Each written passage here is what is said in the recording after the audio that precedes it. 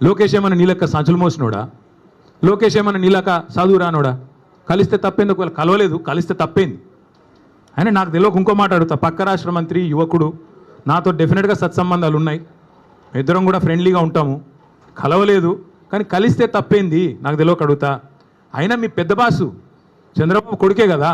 నేను ఏదో గుండానో దావుద్ ఇబ్రాహింనో చీకట్లో కలిసినట్టు నేను అడిగింది ఏంది? నేను చెప్పింది ఏంది?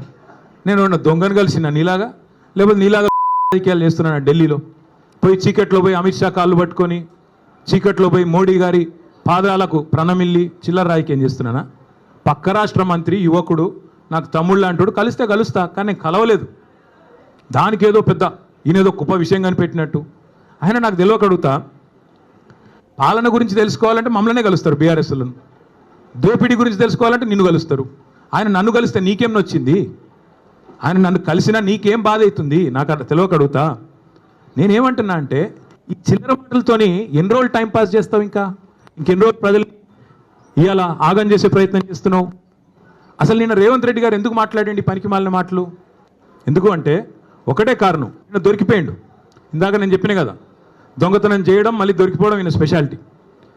48 గంటల ముందు డైలాగులు కొట్టిండు. నేను రానే రాను. ఆంధ్ర వాళ్ళు మీటింగ్ పెట్టినారు, ఆంధ్ర ప్రభుత్వం వాళ్ళ చేతుల్లోనే కేంద్ర ప్రభుత్వం కూడా ఉంది. మరి నేను రాను, చంద్రబాబు పిలిచిన బనకచెర్ల గురించి అయితే నేను రాను అని డైలాగులు కొట్టినాడు, లీకులు ఇచ్చినాడు. లీకు వీరుడు ఇచ్చిన తర్వాత 24 గంటల్లో ఏం మారిందో తెలియదు, 24 గంటల్లో ఏం జరిగిందో తెలియదు. ఠకామని ఢిల్లీలో తేలిండు. ఢిల్లీలో తేలిన తర్వాత స్పష్టంగా దొరికిపోయినాడు. ఈయనేమో బనకచెర్ల ప్రస్తావనే రాలేదంటాడు. ఆంధ్ర మంత్రి గారు రామానాయుడు గారు బయటకు వచ్చి మొట్టమొదటి ఎజెండా అంశమే బనకచెర్ల, దాని మీద మాట్లాడినాం, 30 రోజుల్లో కమిటీ వేస్తున్నాం, అయిపోయింది, చంద్రబాబు డైరెక్షన్ ఇచ్చిండు, రేవంత్ ఓకే అన్నాడు అన్న లెవెల్లో ఆయన మాట్లాడుతున్నాడు. దొరికిపోయిండు దొంగ. తెలంగాణ ప్రయోజనాలను, గోదావరి జలాలను పూర్తి స్థాయిలో చంద్రబాబు గారికి తాకట్టు పెట్టినాడు అని దొరికిపోగానే మళ్ళీ డైవర్షన్ స్టార్ట్. కొన్ని రోజులు ట్యాపింగు, కొన్ని రోజులు కాళేశ్వరం, కొన్ని రోజులు ఫార్ములా, ఇంకొన్ని రోజులు డ్రగ్స్, మన్ను మశానం వాడి బొంద. తప్ప ప్రజలకు పనికొచ్చే ఒక్క మాట, ప్రజలకు పనికొచ్చే ఒక్క మాట, ఒక్కటంటే ఒక్క మాట మాట్లాడినాడా? చిట్ చాట్లో మహాలక్ష్మి ఎప్పుడు ఇస్తావో చెప్పావా? రైతులకు మొత్తం రుణమాఫీ ఎప్పుడు పూర్తి చేస్తావో చెప్పావా?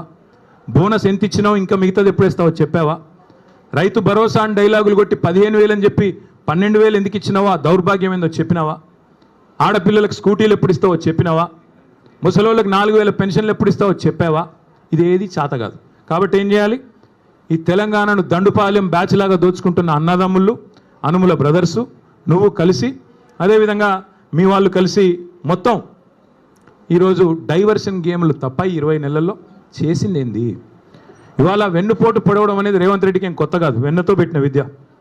నమ్మి ఓటేసిన పాపానికి దేశ రాజధాని ఢిల్లీ సాక్షిగా మరి మళ్ళొక్కసారి తెలంగాణ ప్రజల గొంతు కోసిన రేవంత్ రెడ్డి నాడు నోట్ల కట్టలతో అడ్డంగా దొరికిండు. ఈరోజు ప్రజల నోట్లోనే మట్టి కొడతా ఉన్నాడు రేవంత్ రెడ్డి.